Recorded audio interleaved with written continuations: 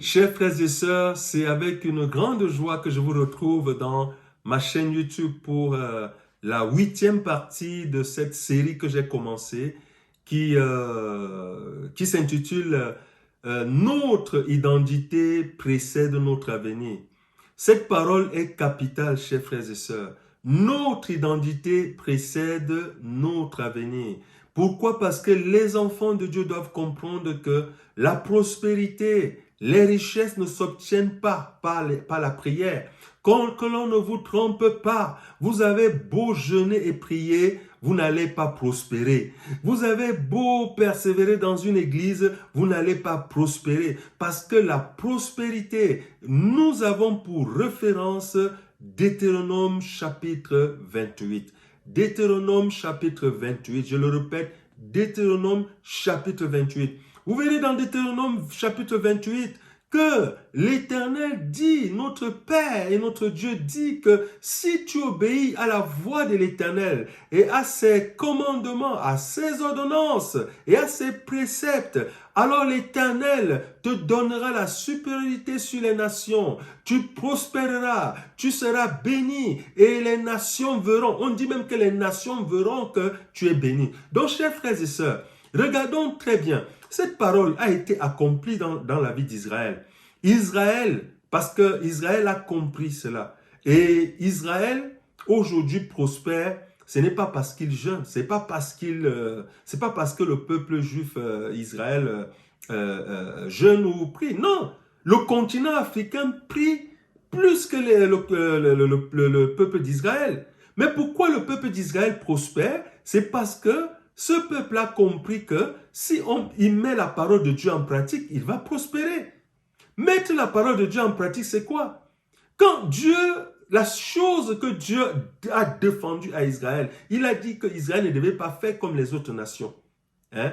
Et Israël ne devait pas imiter les autres nations. Donc nous aujourd'hui, et c'est parce que beaucoup d'enfants de Dieu imitent les non-croyants. Parce que ce que les non-croyants font, nous aussi on le fait. Nous voyons les non-croyants changer leur date de naissance. Les enfants de Dieu vont aussi changer leur date de naissance. Nous voyons les non-croyants changer leur nom. Les enfants de Dieu vont aussi changer. Donc, et n'oublions pas que c'est-à-dire que le sujet de cette série, c'est notre identité. Parce qu'il y a beaucoup d'enfants de Dieu. Moi, je m'adresse aux enfants de Dieu. Je ne m'adresse pas aux non-croyants. Parce que si tu es non-croyant, tu n'as pas de juge. Mais nous avons un juge, c'est le Saint-Esprit. Moi, je m'adresse aux enfants de Dieu. Donc, si tu te sens enfant de Dieu et que tu as changé ton identité, cette parole te concerne. Partageons cette série parce que combien de gens en Afrique ont besoin, des millions de gens ont besoin d'écouter cette parole. Des millions de gens ont besoin d'écouter cette parole parce qu'il y a des gens qui ont déjà jeûné fatigués. Il y a des gens qui ont déjà prié fatigués. Rien n'avance dans leur vie et ils disent que c'est la malédiction des ancêtres. Ce n'est pas la malédiction des ancêtres, chers frères et sœurs. Ce n'est pas la malédiction des ancêtres. Ça a un lien avec ton identité. Est-ce que tu as la même date de naissance? Est-ce que ton identité a été modifiée? Si les choses ont été modifiées dans ton acte de naissance, dans ton identité, alors c'est la source de tes problèmes. C'est la source de tes problèmes. Pourquoi? Parce que la bénédiction de Dieu est physique dans ta vie. Elle sera physique dans ta vie. Donc, elle va entrer par ton identité, par la date de naissance, pour prospérer, chers frères et sœurs. Donc, le fait que tu as modifié ta date de naissance, le fait que tu aies changé ça, c'est ça qui bloque ta vie, chers frères et sœurs. Donc, c'est pour cela que aujourd'hui, nous devons vraiment regarder notre identité. Est-ce que vraiment nous avons... Le Saint-Esprit m'a mandaté de donner cette parole parce que moi, je n'ai jamais changé mon identité et qu'il voit qu'il y a beaucoup d'enfants de Dieu. Aujourd'hui, les gens se disent que le bonheur, c'est en Europe. Le bonheur n'est pas en Europe. Beaucoup des Africains ont voyagé, ils sont ici, ils sont dans la souffrance. Pourquoi? Parce que ce n'est pas comme ça que ça se passe. C'est la mise en pratique de la parole de Dieu. Nous irons dans le livre de Daniel et vous allez comprendre ce que Daniel était un serviteur de Dieu qui qui mettaient la parole de Dieu en pratique. Mais vous avez appris que Daniel, à un moment donné, il a été jeté dans la fosse aux lions. Daniel a été jeté dans la fosse aux lions. Pourquoi, chers frères et sœurs? Daniel a été jeté dans la fosse aux lions. Vous allez comprendre. Je vais vous donner juste le chapitre et vous pourrez méditer chez vous. C'est Daniel. Vous prenez Daniel chapitre 6 et vous lisez tout le chapitre. Vous verrez l'injustice dont Daniel était victime. Je vous explique rapidement. Donc, Daniel travaillait avec le roi Darius. Le roi Darius, à cette époque, était le roi le plus puissant de la terre. Donc, Daniel avait trouvé grâce aux yeux du roi Darius. Parce que Daniel était prophète. Daniel révélait au roi Darius les décrets de Dieu. Et le roi Darius exécutait les décrets de Dieu. Quand Daniel disait ainsi par l'Éternel, le roi Darius a reconnu que Daniel avait l'Esprit de Dieu. Donc, le roi Darius avait élevé Daniel en lui donnant un rang, c'est-à-dire il avait un groupe des hauts fonctionnaires, des hauts ministres, et parmi dans ce groupe-là, c'est Daniel qui était le chef des autres, quoi, parce que il y avait les voyants, tout ça, mais Daniel dominait sur eux parce que lui, quand il révélait les choses, les rêves, c'était vraiment dans les détails. Donc, il avait eu ce poste-là. Alors, le groupe des gens, des autres ministres, étaient jaloux de Daniel. Ils ont vu qu'ils ne pouvaient pas atteindre Daniel. Donc, pour avoir Daniel, qu'est-ce qu'ils ont fait? Ils ont fait voter ils ont fait voter une loi. Vous voyez? Ils ont fait voter une loi en proposant au roi Darius, en lui disant que durant un mois, personne ne devrait adresser une prière à son Dieu. Donc, un délai de 1 mois, c'est-à-dire que pendant 1 mois, il ne faudra pas que les gens prient. Et que si on te trouve en train de prier, immédiatement, tu seras jeté dans la fosse aux lions. Donc, parce qu'ils savaient que Daniel priait tous les jours. Vous voyez, ils savaient que Daniel priait tous les jours. Donc, ils ont fait voter cette loi-là et ils ont proposé au roi Darius et ils l'ont fait signer. Ils ont fait signer au roi Darius. Le roi Darius a signé il a signé cette loi-là. Il ne savait pas qu'il signait ça. C'était vraiment c'est-à-dire que c'est comme s'il signait l'arrêt de mort, quoi, pour Daniel. Et qu'est-ce qui s'est passé?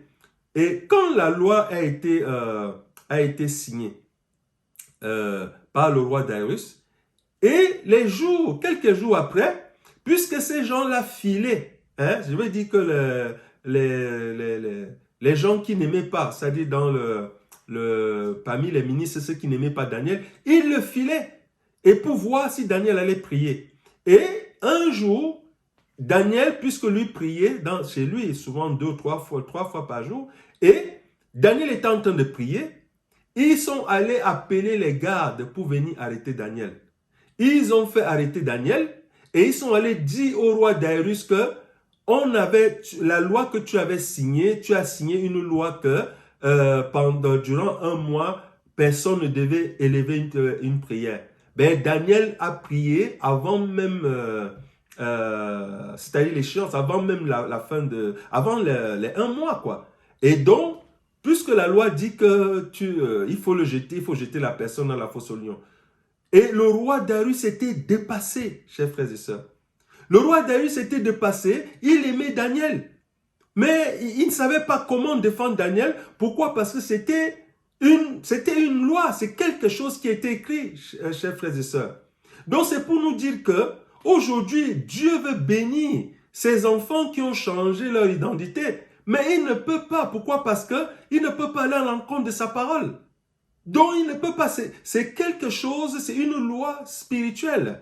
Quand tu changes des choses dans ton identité, il y a des répercussions. Tu ne peux pas, c'est-à-dire que Dieu ne peut pas puisque l'accusateur va t'accuser Et Dieu ne peut pas te prendre des richesses et te donner alors que tu as changé ton identité. C'est le problème du continent africain, chers frères et sœurs. C'est le problème. Il n'y a pas deux problèmes. C'est le problème. C'est ce que le Saint-Esprit m'a montré. Vous verrez, faites cette expérience. Levez-vous comme un seul homme. Dites vraiment aujourd'hui, on a trop prié. Ça ne veut pas dire que vous n'allez plus prier. Mais maintenant, vos prières ne seront plus axées, c'est-à-dire vous n'allez plus prier pour la prospérité. Parce qu'il y a des églises au Cameroun qui, nuit de prière sur nuit de prière, pour demander la prospérité, pour demander, mais ça c'est vraiment une torture. Hein? Alors que la parole de Dieu dit que si tu obéis, Deutéronome 28, si tu obéis aux voix de l'Éternel, et on comprend, chers frères et sœurs, que notre Père ne peut rien faire quand nous avons changé notre identité. Le roi Dairus veut défendre Daniel, mais il va seulement dire une chose, Daniel, le Dieu en qui tu as mis ta confiance, qu'il te délivre de la fosse au lion. Mais Dieu va venir délivrer Daniel de la fosse au lion. Pourquoi? Parce que Daniel était innocent. Donc c'est important, chers frères et sœurs. Mais Daniel est descendu dans la fosse au lion. Pourquoi? Parce que, alors que le roi avait le pouvoir, le roi Darius avait le pouvoir de dire que Daniel n'aille pas dans la fosse au lion. Si on n'avait pas signé, s'il n'avait pas signé ce décret, mais il ne pouvait pas aller à l'encontre de la loi qu'il avait signée lui-même. Donc, chers frères et sœurs, c'est important. Dieu ne veut pas nous voir le continent africain dans la souffrance, mais c'est le fait que il y a eu ces changements dans l'identité, les gens ont changé leur identité, leur date de naissance, et voilà, c'est la chose, ce sont ces choses-là qui plongent le continent africain dans la souffrance aujourd'hui.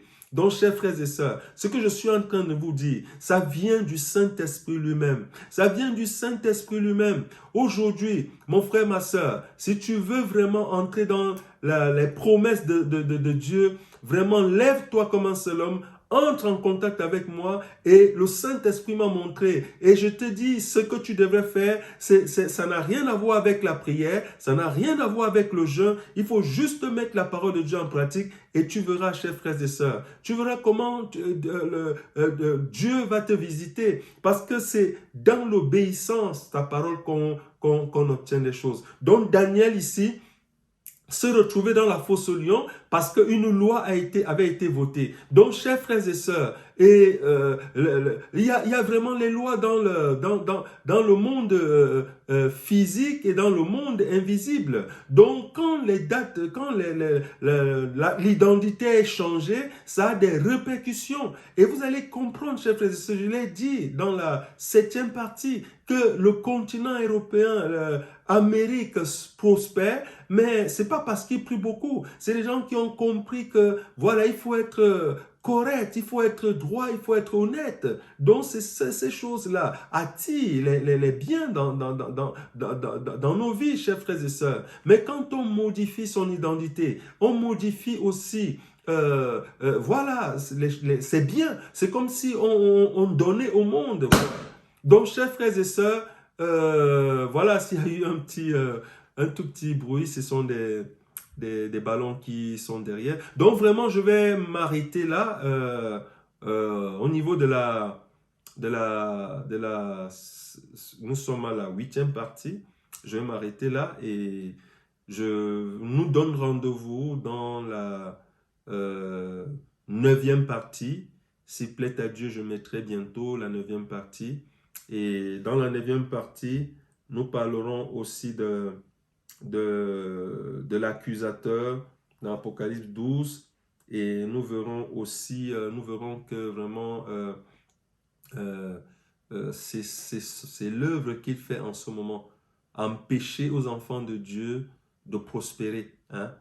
Et beaucoup plus dans le continent africain. Donc nous verrons cela dans la 9e partie. Je vais m'arrêter là. Que Dieu vous bénisse. Shalom.